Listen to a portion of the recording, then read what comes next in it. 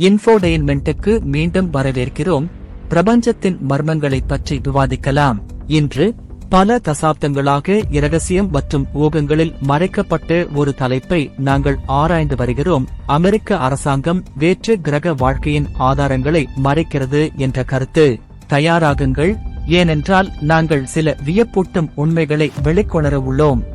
எங்கள் பயணம் UFO வரலாற்றில் மிகவும் பிரபலமற்ற நிகழ்வுகளில் ஒன்றான ரோஸ்வெல் சம்பவத்துடன் தொடங்குகிறது. 1947 ஆண்டில் நியூ மெக்சிகோவின் ரோஸ்வெல் அருகே ஒரு மர்மமான பொருள் விபத்துக்குள்ளானது. பறக்கும் வட்டு மீட்கப்பட்டுள்ளதாக இராணுவத்தின் ஆரம்ப செய்திக்குறிப்பில் தெரிவிக்கப்பட்டுள்ளது. ஆனால் சில மணி நேரங்களுக்கு பிறகு அது வானிலை பலூன் என்று கூறி அந்த அறிக்கையை அவர்கள் திரும்பப் பெற்றனர். கதையில் திடீர் மாற்றம் ஏன்?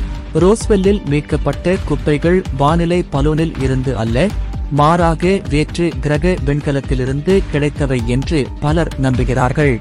இந்த உலகத்தில் இல்லாத வித்தியாசமான உலோகத் துண்டுகளையும் உடல்களையும் பார்த்ததாக சாட்சிகள் தெரிவித்தனர். இது முதல் பெரிய மூடிமறைப்பாக இருக்குமா? அடுத்து பகுதி 51 பற்றி பேசலாம். அமெரிக்காவின் நெவாடாவில் உள்ள இந்த ரகசிய இராணுவ தளம் எண்ணற்ற கோட்பாடுகள் மற்றும் ஊகங்களுக்கு உட்பட்டது.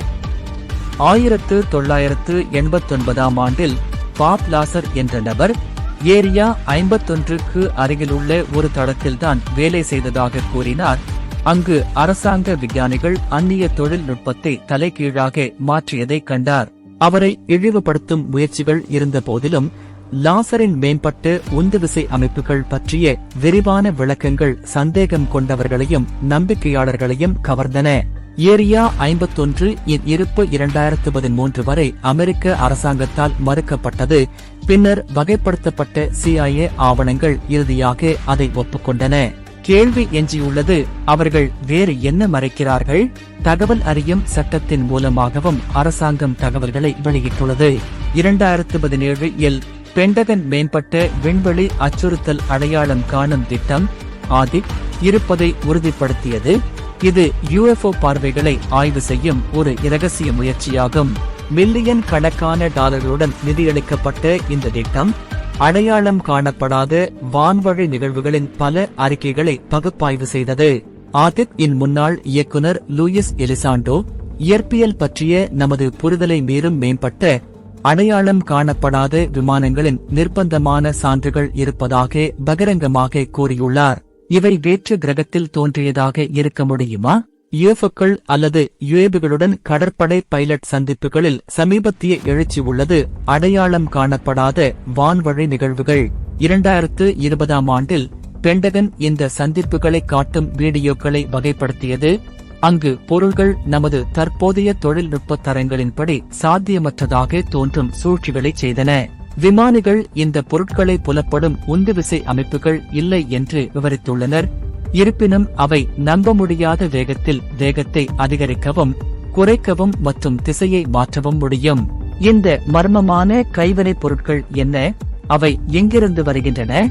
இறுதியாக வேற்று கிரக சந்திப்புகள் பற்றிய தங்கள் அனுபவங்கள் மற்றும் அறிவுடன் முன்வந்த விண்வெளி வீரர்கள், இராணுவ வீரர்கள் மற்றும் அரசாங்க உள்விவகாரர்கள் ஆகியோரின் நம்பகத்தன்மை வாய்ந்த பல அறிக்கைகளை நாம் புறக்கணிக்க முடியாது. இந்த விசில்ப்ளோயர்கள் தங்கள் கதைகளை பகிர்ந்து கொள்வதற்காக தங்கள் தொழில் மற்றும் நற்பெயரை பணயம் வைக்கிறார்கள். அப்படிப்பட்ட ஒரு நபரே முன்னாள் கனேடிய பாதுகாப்பு மந்திரி பால் ஹெல்லியர் ஆவார். அவர் ஆயிரக்கணக்கான ஆண்டுகளாக வேற்று கிரகவாசிகள் பூமிக்கு வருகை தருகிறார்கள் என்றும் அவர்களுடன் அரசாங்கங்கள் தீவிரமாக செயல்படுகின்றன என்றும் பகிரங்கமாக கூறினார். எனவே இதற்கெல்லாம் என்ன அர்த்தம்? வேற்று கிரகவாசிகள் பற்றிய உண்மையை மறைக்கிறதா அமெரிக்க அரசு? எங்களிடம் எல்லா பதில்களும் இல்லாவிட்டாலும் நாங்கள் சொன்னதை விட கதையில் இன்னும் நிறைய இருக்கிறது என்று சான்றுகள் தெரிவிக்கின்றன. இரகசியம், முரண்பட்ட அறிக்கைகள் மற்றும் நம்பகமான ஆதாரங்களின் சாட்சியங்கள் அனைத்தும் சாத்தியமான அண்ட விகிதாச்சாரத்தை மூடி மறைப்பதை சுட்டிக்காட்டுகின்றன. தொடர்ந்து கேள்வி எழுப்புங்கள், ஆராய்ந்து கொண்டே இருங்கள், உண்மையை தேடுவதை நிறுத்த வேண்டாம். இந்த வீடியோவை நீங்கள் ரசித்திருந்தால் அறியாதவற்றை இன்னும் ஆழமாக பார்க்க விரும்பவும் குழு சேரவும் மற்றும் பெல் ஐகானை அழுத்தவும் மறக்காதீர்கள். இந்த வெளிப்பாடுகளைப் பற்றி நீங்கள் என்ன நினைக்கிறீர்கள் என்பதை கருத்துகளில் எங்களுக்கு தெரியப்படுத்துங்கள். நாம் பிரபஞ்சத்தில் தனியாக இருக்கிறோமா அல்லது உண்மை வழியில் இருக்கிறதா? இன்ஃபோடெயின்மெண்ட்டை பார்த்ததற்கு நன்றி. அடுத்த முறை வரை ஆர்வமாக இருங்கள்.